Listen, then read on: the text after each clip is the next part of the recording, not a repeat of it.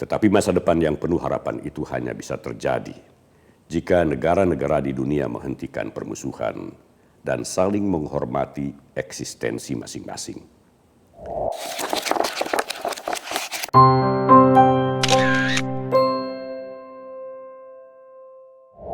Kawan Minmot, ada hal menarik yang tampaknya perlu kita bahas dari rapat pimpinan Kementerian Pertahanan dan pimpinan Tentara Nasional Indonesia (TNI) pada 20 Januari 2026, karena rapat tersebut berkaitan dengan dinamika geopolitik global yang semakin sulit diprediksi. Dalam kesempatan itu, Menteri Pertahanan Syafri Samsudin menekankan pentingnya kesiapsiagaan secara menyeluruh, mulai dari kesiapan prajurit, kekuatan alutsista, sistem komando, hingga ketahanan mental dan psikologis aparat keamanan. Semua ancaman tidak boleh dibiarkan datang, ujar Syafri, karena ancaman terhadap negara kita sekarang ini tidak selalu dalam bentuk senjata dan serangan terbuka, tetapi juga melalui tekanan psikologis, perang cyber, hingga upaya melemahkan mental bangsa. Oleh karenanya, Menhan Syafri meminta agar seluruh jajaran Kemenhan dan TNI menyiapkan diri menghadapi kemungkinan perang berlarut demi menjaga kedaulatan negara dengan strategi pertahanan defensif aktif. Namun harus selalu siap melindungi rakyat dan kedaulatan negara dari berbagai skenario terburuk. Kita hanya melaksanakan pertahanan defensif aktif semata-mata untuk menjaga dan mengawal eksistensi dari kedaulatan negara Kesatuan Republik Indonesia.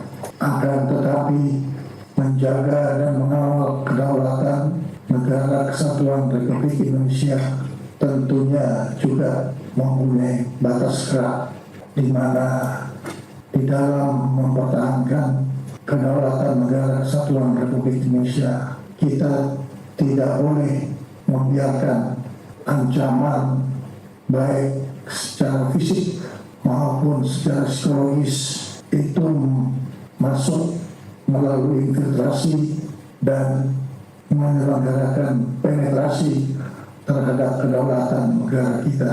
Oleh karena itu, kita sebagai pengawal dan penjaga kedaulatan negara juga harus siap untuk melakukan berbagai langkah-langkah preventif. Bahkan kita siap untuk perang berlarut di dalam mempertahankan kemerdekaan dan negara Kesatuan Republik Indonesia. Pesan Menteri Pertahanan Syafri Samsudin mengandung arti bahwa Indonesia, khususnya TNI, siap menghadapi perang dalam bentuk apapun, termasuk perang berlarut atau perang berkepanjangan. Kawan Minmot, sekarang terbukti bahwa upaya Presiden Prabowo dalam memodernisasi alutsista dan memekarkan kesatuan-kesatuan TNI sangatlah diperlukan, terutama dalam menghadapi ketegangan global yang memungkinkan terjadinya perang berskala besar. Meskipun Indonesia tetap berada dalam posisi non-blok alias tidak berpihak pada kekuatan manapun, namun jika terjadi perang yang melibatkan banyak negara, Indonesia tidak bisa tinggal diam. Apalagi gangguan terhadap kedaulatan Indonesia sudah semakin terasa sekarang ini, antara lain melalui serangan-serangan di media sosial yang bertujuan memecah belah persatuan dan kesatuan. Masih segar dalam ingatan kita, bagaimana kerasnya kritikan terhadap Prabowo atas kebijakannya memperkuat dan memodernisasi alutsista TNI sewaktu Prabowo masih menjabat sebagai Menteri Pertahanan. Menanggapi kritikan tersebut, Prabowo mengutip pepatah Latin, "Si vis pacem, para bellum", yang artinya, jika kamu menginginkan perdamaian, bersiaplah untuk perang. Pepatah Latin yang berasal dari penulis Romawi Vegetius, yang juga disetujui oleh Plato, dan dikutip Prabowo, bukan berarti menghendaki terjadinya perang, tetapi merupakan penekanan bahwa pertahanan yang kuat dan kesiapan menghadapi konflik adalah cara terbaik untuk mencegah perang dan menjaga stabilitas. Sebuah konsep yang diadopsi dalam strategi militer dan keamanan nasional. Sekarang strategi Prabowo untuk memperkuat TNI dari segala sisi semakin terasa manfaatnya. TNI berada dalam keadaan siap siaga menghadapi segala kemungkinan. Kita juga masih ingat dengan tuntutan agar TNI kembali ke barak dan tidak ikut campur dalam urusan sipil ketika TNI melakukan operasi pemulihan keamanan dan ketertiban pada saat terjadinya berbagai kerusuhan pada bulan Agustus tahun lalu. Namun ketika TNI diterjunkan di daerah-daerah terdampak bencana di Aceh, Sumatera Utara, dan Sumatera Barat untuk membantu masyarakat korban bencana serta melakukan rehabilitasi dan rekonstruksi, termasuk membuat jembatan-jembatan darurat yang sangat diperlukan masyarakat, tidak terdengar suara-suara yang meminta TNI dikembalikan ke barak. Padahal yang dilakukan TNI di daerah-daerah terdampak bencana itu notabene merupakan urusan sipil. Mengapa demikian? Karena TNI diperlukan di daerah-daerah bencana tersebut. Bahkan sampai sekarang pun, para prajurit TNI masih berada di daerah-daerah terdampak bencana itu, antara lain untuk membantu masyarakat membersihkan lumpur tebal yang masih banyak tersisa dan sulit dibersihkan. TNI tentunya semakin dibutuhkan sekarang dalam menghadapi situasi geopolitik global yang bisa saja memaksa Indonesia ikut berperang atau setidaknya bertahan guna mempertahankan kedaulatan Negara Kesatuan Republik Indonesia dengan kekuatan militer. Sebab siapa lagi yang mampu menghadapi semua itu selain TNI? Panglima TNI Jenderal TNI Agus Subianto yang ikut dalam rapat yang diselenggarakan Kemenhan juga menegaskan kesiapan TNI dalam menghadapi segala kemungkinan, termasuk kemungkinan perang. Namun menurut Jenderal Agus Subianto, TNI akan mendahulukan pendekatan diplomasi dengan semua negara. Di antaranya dengan menjalin pertemuan-pertemuan dan diskusi dengan para pimpinan militer negara lain, serta menggelar latihan bersama.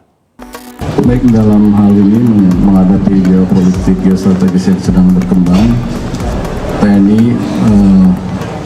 high level official dalam hal ini Panglima TNI dan Kepala Staf Angkatan tetap melaksanakan hubungan secara diplomatik militer dengan Panglima tentara di beberapa negara, dengan apakah kita yang berkunjung ke sana atau Panglima atau Kas Angkatan dari negara lain berkunjung ke Indonesia.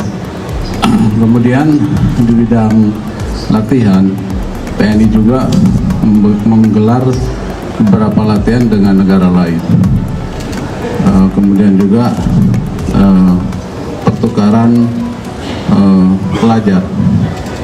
Kita ada 26 negara, jadi kita mengirim sekolah dari level kapten sampai Lemhanas ke beberapa negara yang ada di Indonesia. Demikian juga dari negara-negara ASEAN ataupun Asia Pasifik itu mengirim ke Indonesia untuk mengikuti pendidikan yang sama. Terima kasih. Mengenai diplomasi, Presiden Prabowo sangat yakin dengan kekuatan diplomasi. Ketika sejumlah negara sedang saling berhadapan sambil menebarkan ancaman, Presiden Prabowo justru melanglang buana ke berbagai negara untuk menyampaikan diplomasi atau pesan perdamaian. Dimulai dengan kunjungannya ke Inggris, kemudian ke Davos, Swiss guna menghadiri World Economic Forum Annual Meeting dan menjadi salah seorang pembicara. Juga ikut menandatangani Piagam Dewan Perdamaian atau Board of Peace bersama Presiden Amerika Serikat Donald Trump serta sejumlah pemimpin negara Arab dan pemimpin negara-negara berpenduduk mayoritas Muslim. Tujuan pembentukan Board of Peace itu adalah untuk mengawal kelanjutan perdamaian Israel-Palestina terkait konflik Gaza, serta mempersiapkan pemerintahan transisi menuju pembentukan negara Palestina merdeka. Dari Inggris, Prabowo membawa oleh-oleh berupa investasi senilai 4 miliar pound sterling atau sekitar 90 triliun rupiah, serta penguatan kerjasama di bidang maritim, termasuk pembuatan 1.582 kapal nelayan yang akan diproduksi dan dirakit di Indonesia, yang diperkirakan akan menyerap sekitar 600.000 tenaga kerja Indonesia. Kesepakatan ini tercapai setelah Presiden Prabowo melakukan pembicaraan bilateral dengan Perdana Menteri Inggris Keir Starmer. Presiden Prabowo juga bertemu dengan Raja Charles Inggris, Raja Inggris Charles III dalam pertemuan filantropi konservasi gajah pesanan dari CEO Circular Bioeconomy, Alliance Mark Palahi. Tujuan program konservasi ini adalah untuk menciptakan koridor satwa liar yang aman, memitigasi konflik manusia dan gajah, serta melindungi habitat gajah Sumatera yang masih tersisa. Proyek konservasi ini mendapat dukungan penuh dari Raja Charles III. Setelah selesai dengan agendanya di Davos, Swiss, Presiden Prabowo berkunjung ke Paris, Prancis, dan bertemu dengan Presiden Prancis Emmanuel Macron untuk mempererat komunikasi personal sekaligus membuka peluang kerjasama Indonesia-Prancis dalam berbagai bidang strategis. Mengikuti langkah-langkah diplomasi Prabowo selama sepekan di mancanegara, kita jadi optimis bahwa dunia masih menyimpan harapan perdamaian. Perjalanan Prabowo ke Inggris, Swiss, dan Prancis bisa dimaknai sebagai sinyal kepada dunia bahwa perdamaian jauh lebih baik ketimbang peperangan. Seperti yang disampaikan Presiden Prabowo dalam pidatonya di pertemuan tahunan Forum Ekonomi Dunia di Davos. Indonesia chooses peace over chaos. We want to be a friend to all, an enemy to none. 1,000 friends too few for us, one enemy too many. We want to be a good neighbor, a good, responsible citizen of the world, protecting the environment, protecting nature.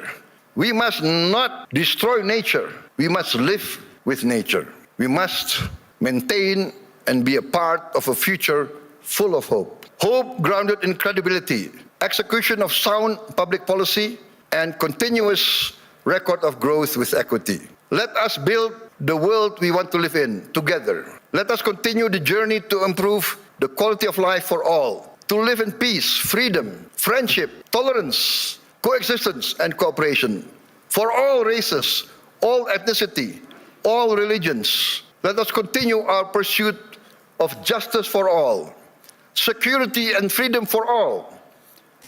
Dunia masih mempunyai masa depan yang penuh harapan. Begitulah kira-kira salah satu inti pesan Prabowo kepada dunia. Tetapi masa depan yang penuh harapan itu hanya bisa terjadi jika negara-negara di dunia menghentikan permusuhan dan saling menghormati eksistensi masing-masing. Pesan ini tentu saja didengar oleh para pemimpin dunia. Namun yang lebih penting, pesan ini diikuti oleh mereka, sehingga ancaman terjadinya Perang Dunia Ketiga yang sangat dikhawatirkan oleh seluruh penghuni bumi tidak akan terjadi. Meski demikian, kita tetap harus waspada dengan berbagai kemungkinan yang paling buruk. Sampai di sini dulu, kawan Minbot. Terima kasih untuk Anda yang tetap setia menjadi subscriber kami, dan Anda yang baru saja mensubscribe kanal kami. Juga terima kasih untuk Anda yang sering memberikan like, share, dan komentar. Salam Minbot.